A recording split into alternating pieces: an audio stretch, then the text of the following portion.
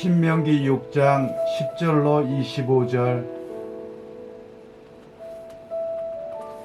내 하나님 여호와께서 내 조상 아브라함과 이삭과 야곱을 향하여 내게 주리라 맹세하신 땅으로 너를 들어가게 하시고 내가 건축하지 아니한 크고 아름다운 성읍을 얻게 하시며 내가 채우지 아니한 아름다운 물건이 가득한 집을 얻게 하시며 내가 파지 아니한 우물을 차지하게 하시며 내가 심지 아니한 포도원과 감람나무를 차지하게 하사 내게 배불리 먹게 하실 때에 너는 조심하여 너를 애굽 땅 종되었던 집에서 인도하여 내신 여호와를 잊지 말고 내 하나님 여호와를 경외하며 그를 섬기며 그의 이름으로 맹세할 것이니라.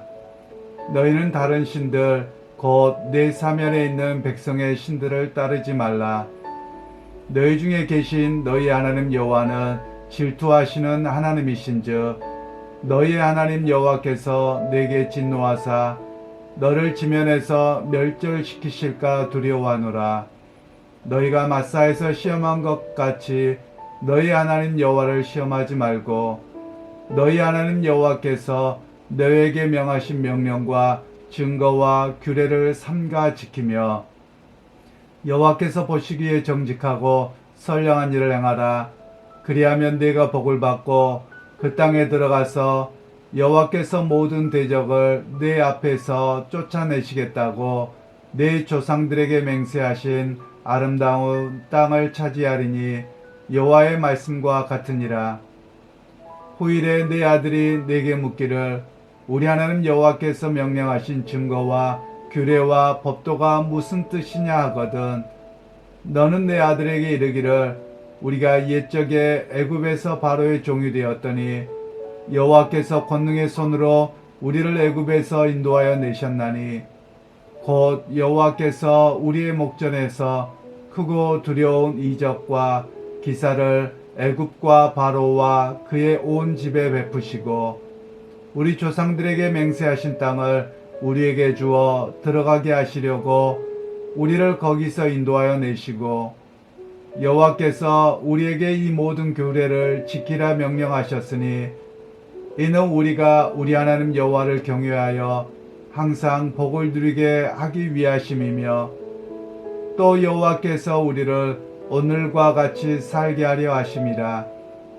우리가 그 명령하신 대로 이 모든 명령을 우리 하나님 여호와 앞에서 삼가 지키면 그것이 곧 우리의 의로움이니라 할지니라. 오늘 말씀은 풍요 속에서라는 제목으로 함께 말씀을 나누겠습니다.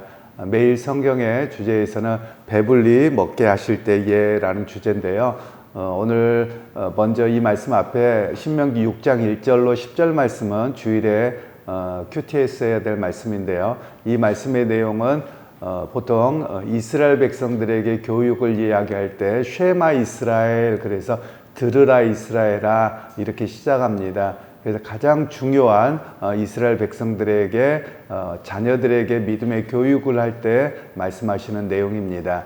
그래서 6장 1절의 말씀을 간단하게 설명을 하면 신앙 교육이 어디에서 이루어져야 되느냐? 교회에서 이루어지는 것이 아니라 가정에서 이루어지는 겁니다.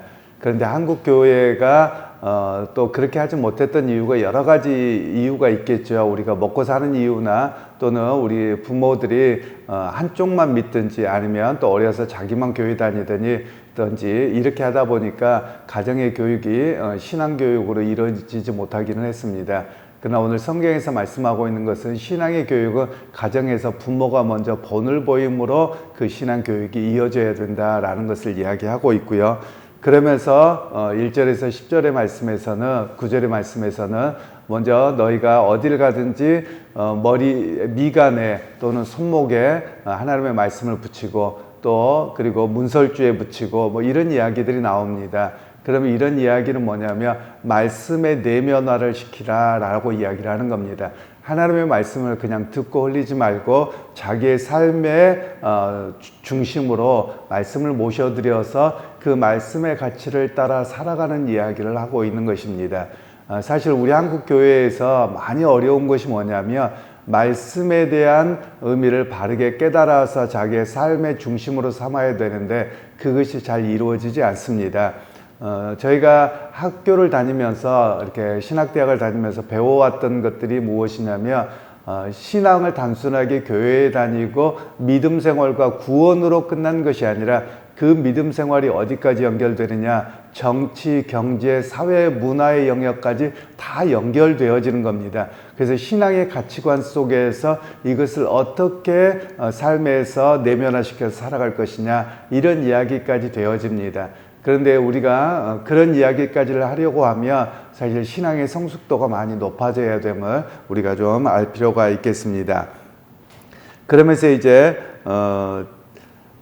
집에 문설주를 붙여라 뭐 이렇게 이야기를 하고 있는데요. 집에 문설주는 집에 바깥에 나갈 때 조그만 메주사라고 해서 말씀을 집어넣는 그런 함을 만들어 놓습니다. 그래서 둥그렇게 해서 만들어졌는데 그래서 오가면서 말씀을 자기 손으로 만지고 입에 키스를 합니다. 이런 이야기는 그냥 단순하게 받아들이는 것이 아니라 그것은 즉 가정과 바깥 사회를 이야기합니다. 그래서 가정과 사회 속에서도 말씀의 중심이 되고 또 그 가치를 따라 살아가야 된다. 이런 이야기를 하고 있는 부분입니다. 그러면서 결국 말씀을 붙들었을 때 또 말씀 가운데 살아갈 때 어떻게 살아가야 되느냐, 자기 개인적인 영성생활과 그리고 가정의 생활 그리고 사회생활 속에서도 하나님의 말씀을 중심으로 하는 삶을 살아가야 된다. 이런 이야기로 이 6장은 시작을 합니다. 그리고 이제 10절에서 15절 말씀에는 너희가 약속의 땅에 들어갔을 때 배불리 먹고 풍요를 누렸을 때 어떻게 해야 되느냐, 바로 애굽의 종 되었던 집에서 인도하여 내신 여호와 하나님을 잊지 말라라고 말씀을 하고 있습니다. 왜 그러냐면 풍요가 과거의 기억을 지워버리는 경우가 있기 때문에 그렇습니다. 우리의 삶에서도 보다 보면 과거에 고난을 겪고 어려움을 겪었을 때에 대한 기억을 지우고 싶어 합니다. 왜곡하고 싶어 합니다. 왜 그러냐면 고생만 생각하거든요. 그런데 오늘 하나님께서 말씀하시기를 고생을 생각하는 것이 아니라 너희들이 그곳에서 어떻게 해방되었고 하나님의 은혜를 입었는가, 그것을 잊지 말라라고 이야기를 하는 겁니다. 오늘 우리의 삶에서도 마찬가지죠. 과거의 고통의 시간, 어려움의 시간으로 돌아가자는 이야기가 아닙니다. 우리나라가 이렇게 갑자기 잘 살게 된 것은 1988년 이전과 이후로 나뉘어진다고 이야기를 합니다. 그래서 88년 이전만 하더라도 해외여행도 자유화가 되지 않았고요. 그리고 삶의 풍요가 사실 주어지지 않았던 시기로 봅니다. 88년 이후에 풍요가 갑자기 우리에게 많이 열려지게 되는 그런 길이 닫혀졌다고 이야기를 합니다. 그런 면에서 보자면 신앙생활에서도 이 풍요가 주어진 이후에 한국 교회가 많이 약해져 버렸습니다. 오히려 가난하고 어려울 때는 하나님을 의지하는 믿음이 분명하겠습니다. 그러나 풍요가 주어진 이후에는 그 은혜를 잃어버립니다. 그러면 우리나라만 그러냐? 아니요, 세계 모든 나라가 그렇습니다. 가난하고 어려울 때는 믿음 생활을 참 잘합니다. 그러나 먹고 살만하고 또 여유가 있게 되면 그 순간 믿음을 잃어버리게 되는 그런 모습이 세계에서 모든 교회 안에서 이루어지는 모습인 것 같습니다.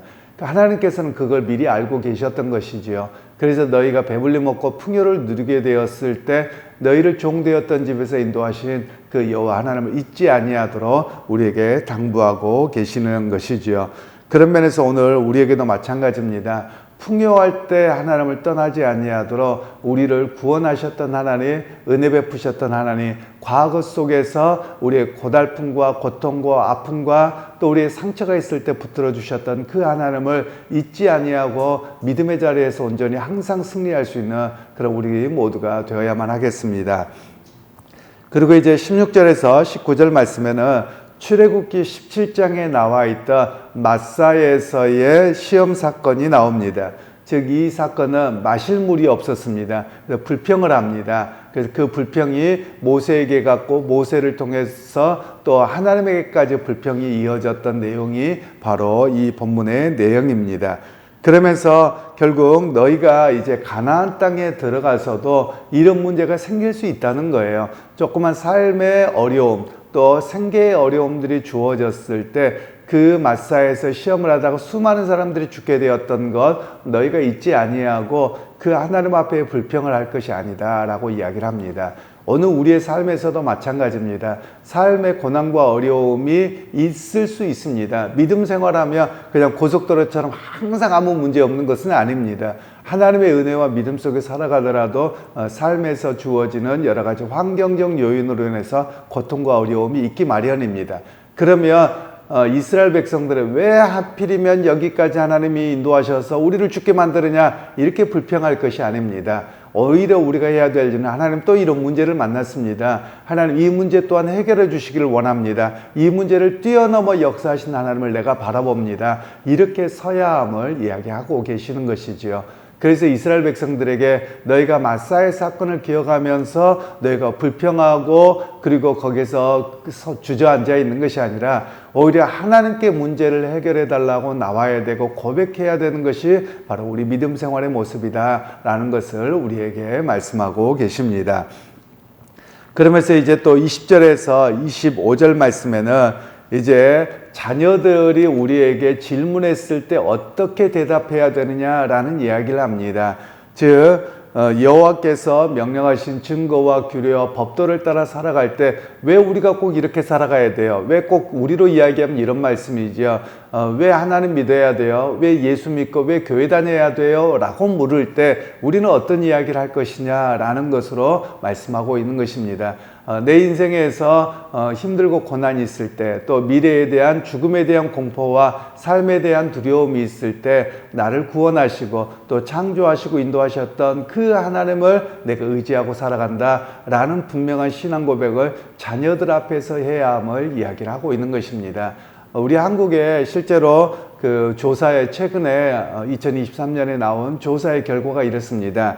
30, 40대 또는 10대에게 신앙생활을 하다 교회를 떠난 이유가 무엇이냐라고 물어볼 때 1순위가 부모 때문이라고 이야기를 나옵니다. 그러면 왜 그렇게 나왔는가라고 이야기를 하면 부모님들이 신앙생활을 한다고 교회 생활은 열심히 하는데 삶의 태도가 기독교적이 않았다라고 이야기를 합니다.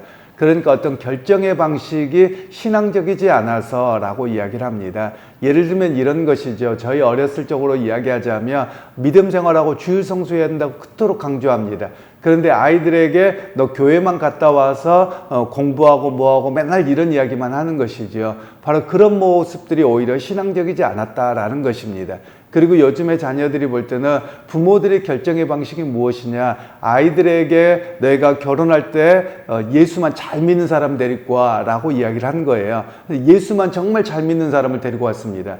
그런데 이렇게 이제 사위 될 사람이 키도 작고 인물도 별로고 직장도 변변치 않고 이러니까 부모님이 퇴짜를 놔버렸다는 거예요. 그 이야기는 뭐냐면 결국 말로만 믿음하지 사실은 돈 제일 잘 버는 사람을 원하는 게 부모의 모습이었다. 이렇게 이야기하는 모습입니다. 그러니까 우리가 말만 그랬지 실제적인 삶의 태도에서는 하나님의 말씀과 신앙 중심이 아니었더라 라는 이야기가 요즘 조사에 나오는 것입니다.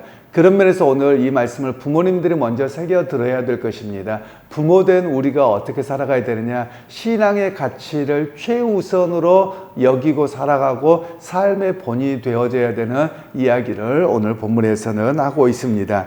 결국 하나님에 대한 신앙이 자녀들에게 어떻게 이어지느냐, 가정 안에서 삶의 간증이 되어야 된다는 것입니다. 삶의 간증, 그리고 삶 속에서 매 순간 하나님의 은혜를 붙들고 살아왔던 역사를 기억하는 것, 그리고 그것을 자녀들에게 물려주어야 됨을 우리에게 말씀하고 계시는 내용입니다. 그런 면에서 오늘 우리가 먼저 기억할 필요가 있지요. 두 가지의 말씀을 적용하자면 과거에 비해서 우리가 엄청난 풍요 속에서 살아갑니다. 그런데 그 풍요 속에서 혹시라도 하나님의 은혜를 잃어버리고 있다면 다시 한번 그 풍요를 주셨던 하나님의 은혜, 그리고 삶의 과정에서 인도하셨던 하나님의 은혜를 우리가 고백할 수 있어야만 할 것입니다. 그리고 두 번째로는 우리가 믿음의 본을 자녀들에게 잘 보여줄 필요가 있습니다. 믿음 생활 속에서 어떻게 살아가고 있는지, 우리가 힘들고 어려울 때마다 하나님을 의지하고 기도하면서 나왔던 모습을 자녀들에게 그대로 본을 보여주어야 됨을 우리에게 말씀하고 계시는 겁니다. 그러기 여러분 오늘 하루를 살아가실 때 하나님 내가 작은 것에서 내가 하나님의 은혜를 고백하게 하시고 또 작고 힘들고 어려울 때마다 두려워하기보다도 하나님의 말씀을 붙들고 살아가는 그 삶이 자녀들에게 좋은 영향력을 미쳐질 수 있도록 우리가 그렇게 본으로 살아내시는 그런 여러분들이 되시기를 주님의 이름으로 축원합니다. 하나님 아버지, 오늘도 우리에게 주님의 은혜가 임하기를 원합니다. 주님의 역사와 또 주님의 뜻을 좇아 살아갈 수 있는 우리의 삶이 되게 하여 주시고, 하나님 풍요를 누리고 있을 때 행여라도 믿음에서 떠나고 또한 눈에 보이는 물질만을 탐하는 삶으로 살지 아니하도록 우리를 붙들어 주시고 함께하여 주옵소서. 하나님 아버지, 우리에게 믿음을 더하셔서 자녀들에게 믿음의 본을 보여 하나님 믿음의 유산이 흘러가게 하시고 그것을 통해서 참 구원의 역사, 은혜의 역사가 자손 대대로 이어지도록 함께해 주옵소서. 예수님의 이름으로 기도하옵나이다. 아멘.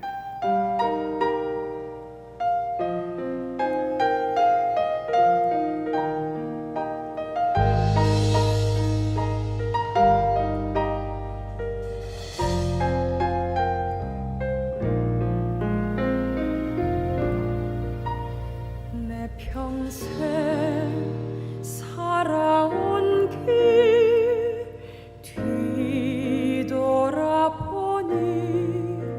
짧은 내 인생길 오직 주의 은혜라. 내 평생 살아온 길 뒤돌아보니 짧은 내 인생길 오직 주의 은혜라.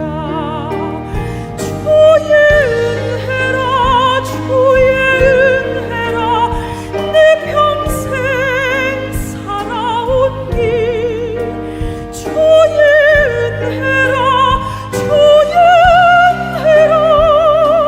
다함이 없는 사랑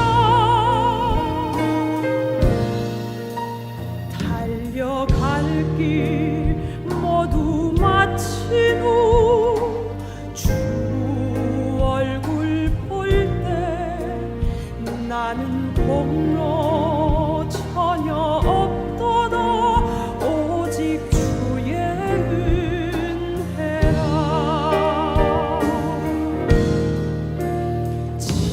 지금까지 지내온 것 주의 크신 은혜라. 한이 없는 주의 사랑 어찌 이루 말하랴. 자나깨나 주의 손이 항상 살펴주시고 모든 일을 주 안에서 형통하게 하시네. 주의 은혜라, 주의 은혜라. 내 평생 살아온 길 주의 은혜라, 주의 은혜라.